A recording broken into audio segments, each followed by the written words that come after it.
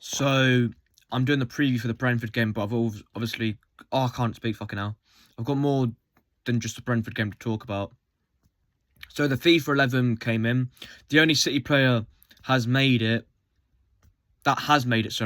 Is Donnarumma, and he got it for not even being at City. It was for Paris Saint-Germain, but fair play to him. Hopefully more to come for City.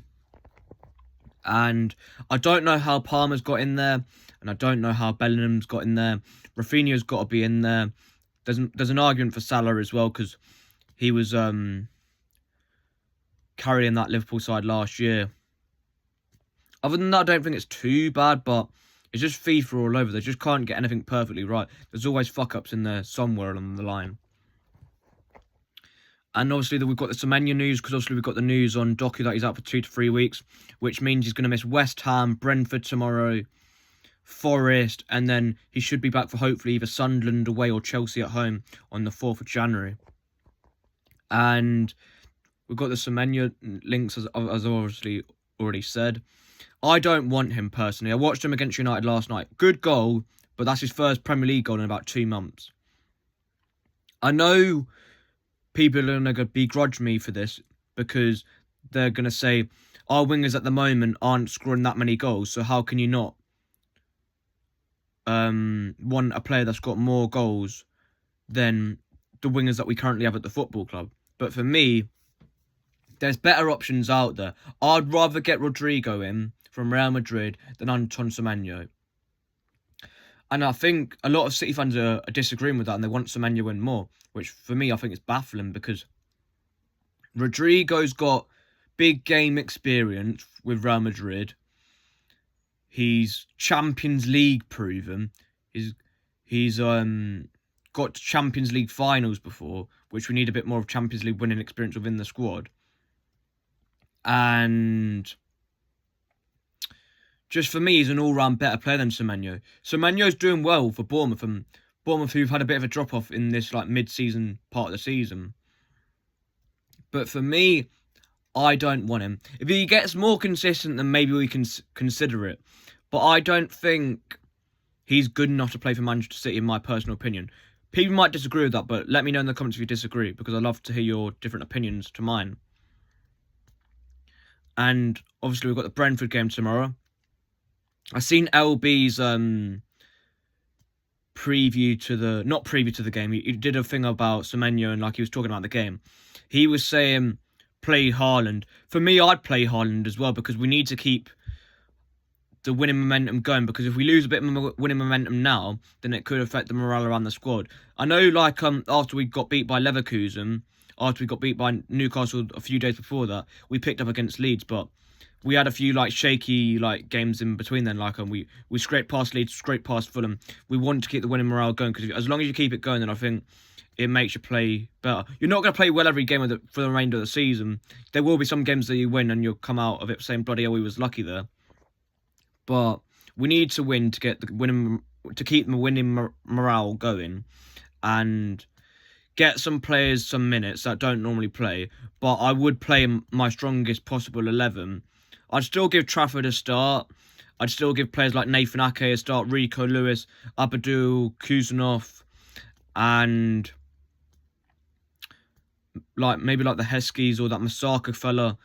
But I would play a lineup strong enough that I would believe that could still get the job done. Because I want to win this competition, because we haven't won it since 2021, where we beat Spurs 1-0 in the final, where Laporte scored the header to win the game. And I want to win this trophy because it gives you a bit of momentum. If the final's in February, or maybe late February or early March, win that trophy, then you go on to go into that title running with massive confidence, and then the last stage of the Champions League, if we're there, with massive confidence as well. I'd go James Trafford in goal. Then the centre-backs for me would be Nathan Ake and Ruben Diaz. I'd give Gavardio a rest in this one. Then right back would be Rico Lewis. Left back, I think it's going to have to be O'Reilly in this one. People might say go Gavardio, but I think O'Reilly's playing so well at the moment. Maybe take him off and then switch him with Gavardio. You could do that, because we haven't got Aït-Nouri because he's going off to AFCON, and we've not got Omar Mamouche as well. So yeah, that's a bit of a bummer for the squad depth, but what can you do? There's nothing we can do.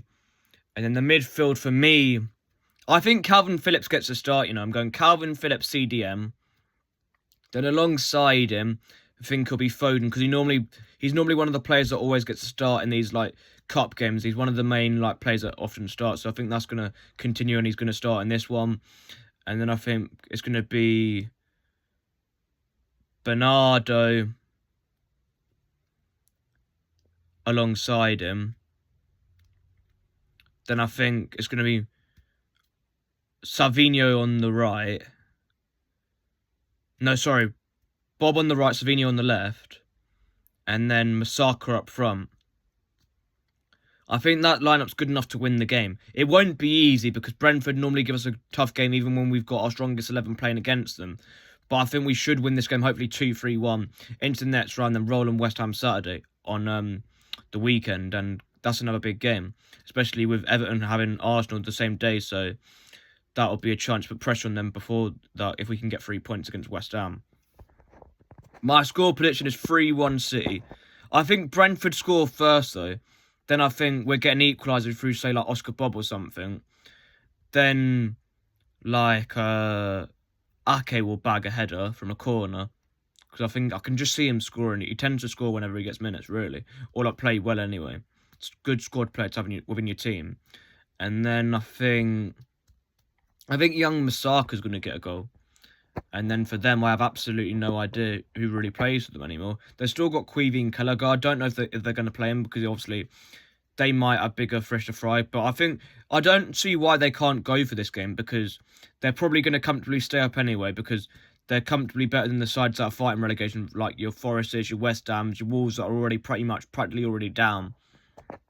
So I don't see why. Is it Kev Andrews? I know it's got Andrew something in it. Or Keith Andrews, I think that's it. The manager of Brentford. So I don't see why I can't go full strength and try and knock us out and get to the semis. But we want to get to that semis. 2 games, both legs, home and away. Then you've got Wembley if you win that. The teams that are still in it, you've got Chelsea, Cardiff tonight. Arsenal, Palace, that's next week. And I think you've got Newcastle, Fulham, that's also next week. So there's a good chance for us to win silverware.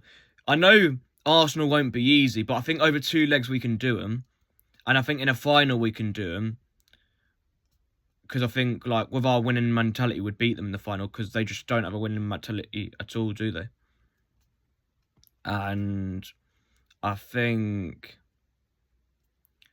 Newcastle's the one that I think I feared the most in this cup, actually. Or Palace, because Palace have only just won their first major honour, so they'll be hungry to get more silverware on the bank, Oliver Glasner. But it has come out that he's not going to extend his contract, so that's going to be a sticky situation for Palace. I think Fulham and Cardiff have got a lot to do here because I know it's a cup competition and sometimes the underdogs can go far or even win the competition, but I just don't see it.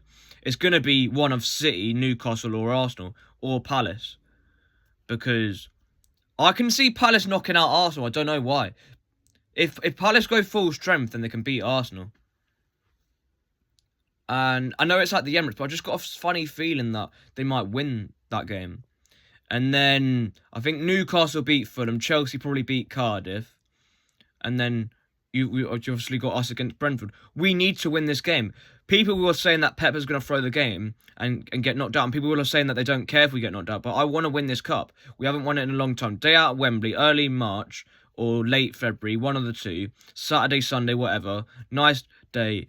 Won't be sunny, but well, it might be sunny, but it'll still be cold and windy and shit. But just get the job done, City, and keep the momentum, to keep the winning momentum going. Up the Blues. City till we die.